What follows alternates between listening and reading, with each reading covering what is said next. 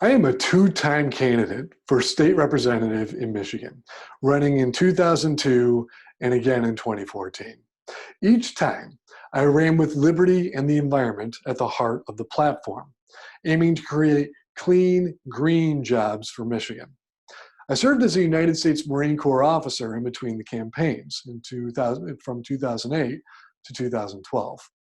Now, with that said, my story of public service started years before I first ran for office. And I'd like to share that story with you. When I was a teenager, we grew up watching the evening news, and I grew up in the 80s and 90s. And every night it seems that the news played the same story. Another black man was handcuffed, arrested, and taken to prison, while another black woman was left for government assistance without the assistance of her partner.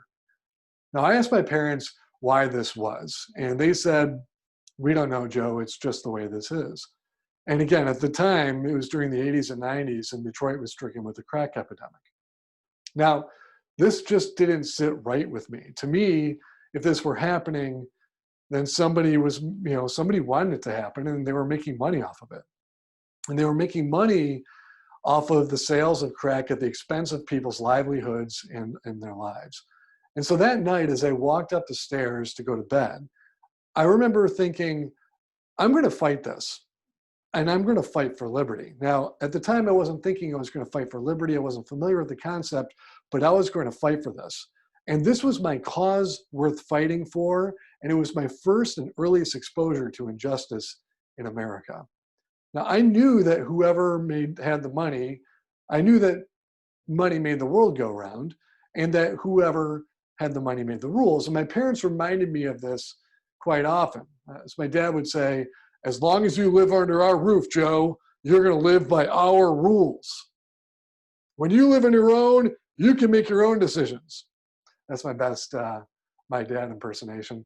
In any case, whoever has the money really does make the rules. And with that understanding, I committed myself to learning about money and the intersection of politics and economics, so that one day I can involve myself in the policy, the rules, to make the world a better place for all people. Now, I took my first job as a canvasser for the Washington Public Interest Research Group, or WASHPIRG, in Seattle. We were knocking on doors for gay rights and privacy rights and to save the whales. Then after that, I took a job, and that was the summer of 2000. After that, I took a job during the 2000 election cycle into the fall to manage the office side of a campaign, so that I would have the two campaign experiences, both the field and the office, and then understand the tactics of campaigning. And knowing this, I could run for office in 2002. I took roles in sales and finance to learn about money. I later joined the Marine Corps to learn about servant leadership. And to lead, we must first learn to serve.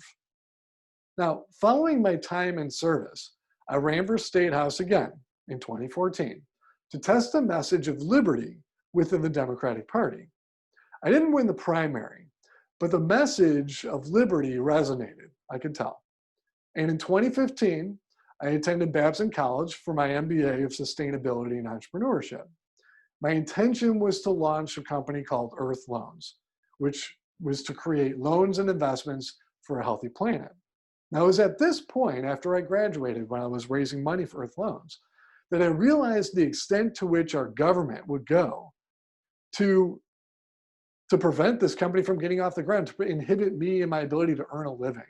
And that how far our government had drifted from our constitutional values, as I had routinely dealt with lures for money laundering and illegal entrapment, and other ploys put me behind bars. What started out as a 9/11 thing turned into, we don't care about the planet and we don't care about your rights either.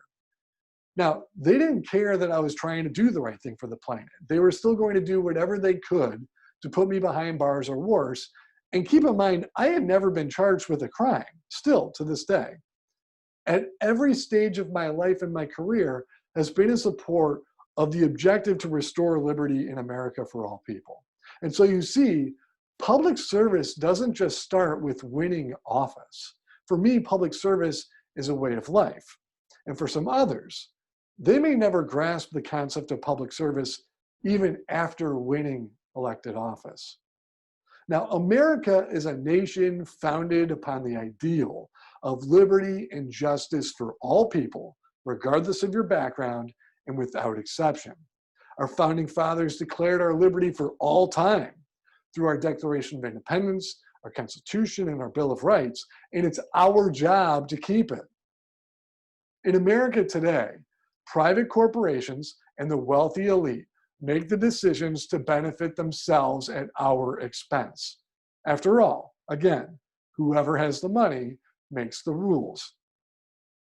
And it is through the Golden Rule that we may also restore our liberty by ending the private Federal Reserve Bank and replacing it with a clean, green, citizen-owned, and fully transparent credit union so that every American has an equal ownership stake in our society and representation in our government. Liberty is clean air, fresh water, healthy food, money that retains value over time, and a constitution that applies evenly to all people at all times by default and without exception. So join me in restoring liberty in America for all people. Vote Joe McHugh on November 3rd to restore liberty in America. Thank you.